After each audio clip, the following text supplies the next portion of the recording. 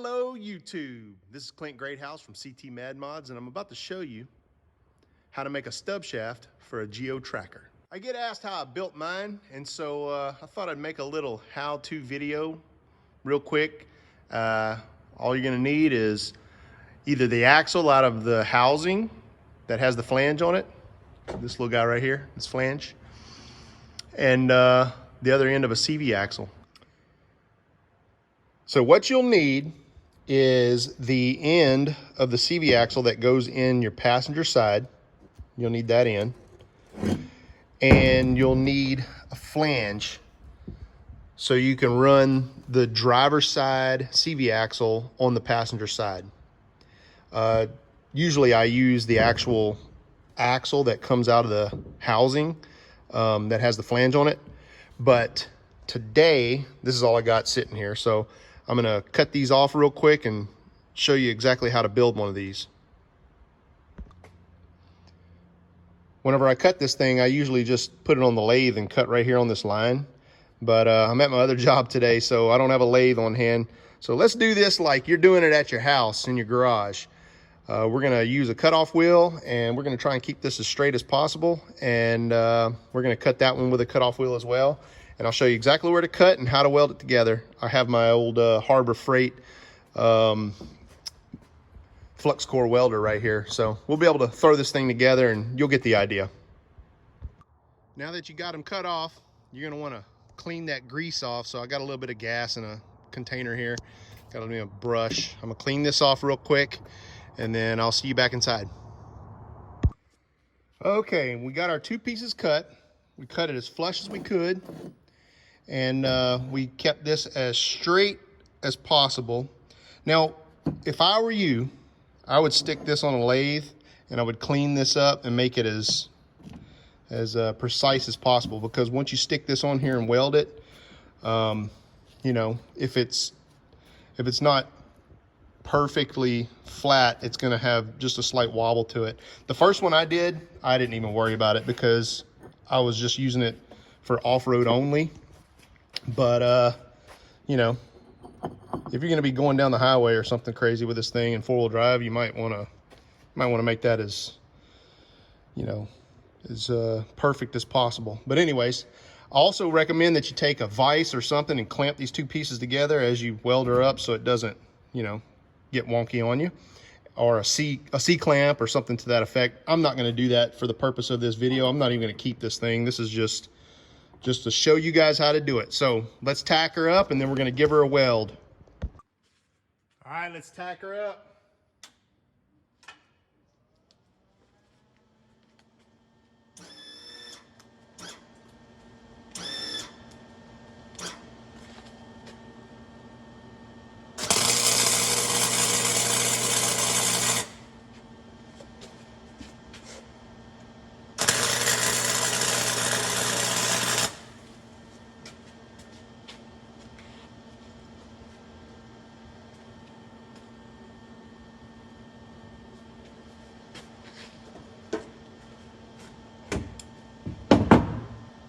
All right, I've tacked her up and it looks like it kind of offset a little bit. So, you know what, like I said, this is just to show you how to do it, so I'm not even gonna worry about it. I'm just gonna weld it up a little bit, and then, you know what though, that's hokey. Somebody might want this. Let me fix it. Like I said, if you get a C-clamp or something like that, you can see what's going on here. It just needs to go back together a little bit tighter. You know, I don't have all the tools here to do what I'm doing here, but I'll put some pressure on it and tack it again, and then we'll weld her up.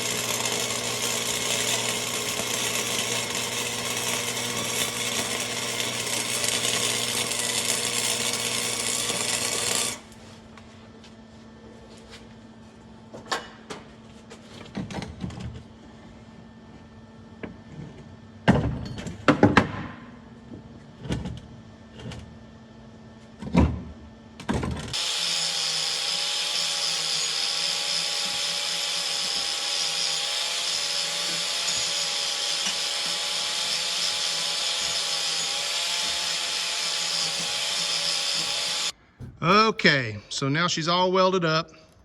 I'm not a welder, but I have played one on TV.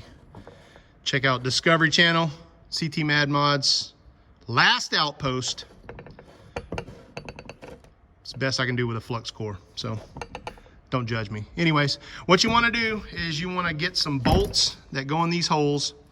You want to stick them going that way and then weld them. And then what I did was with mine is I just grinded them, you know, about 1/4 of an inch from the top of this flange. And the reason why is because when that thing is in there, and this thing's 900 degrees, so forgive me, but when it's in there, you won't have much clearance between your the mount that goes to your housing. There's some bolts that come off of that, and it'll be really close to this, but this thing will hold up. I'm gonna get inside here and weld up some of that. I think I'll just post this up on my local tracker page and give it away to somebody. But this thing will hold up. I've done 3 or 4 of them now, and I've been through some pretty rough stuff with 32-inch ATV tires, and I haven't broken one yet. So that's how you build one. Throw some paint on it, man. Make her look good. Clean the rust off of this crap, you know. But there she is. Oh, I totally forgot. The reason why you use the flange that comes off of that axle, the inner axle, that the driver's side axle, the reason why you use it is because this piece right here, you need to grind that off so this will butt up against your housing. So if you don't grind that off, it's not going to sit flush. I forgot to mention that. So yeah, you're gonna have to grind this off. I think what I did was I chucked it up in the lathe whenever I got done, and I just I ground it off, but I also took it back a little bit. That's if you use the end of, you know, your CV axle that wasn't meant to be used. I just made it work on the last one that I did, and it actually worked out. But you're gonna want to use the axle from the driver's side that comes out of the housing. Because this flange is a little bit different, and it'll bolt right up to your CV axle. So yeah, got a little bit of grinder work if you use one of these, but this gets you the general idea of how to build a stub shaft. There it is. Like Randy Gibbs pointed out, that Brady Webb makes these, and for a small fee you can send him a couple of pieces and he'll build you one up.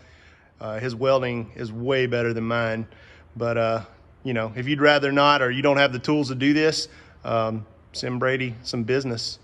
But that's how you build one. Thanks for watching my video. I really appreciate all of the people who like and share and subscribe.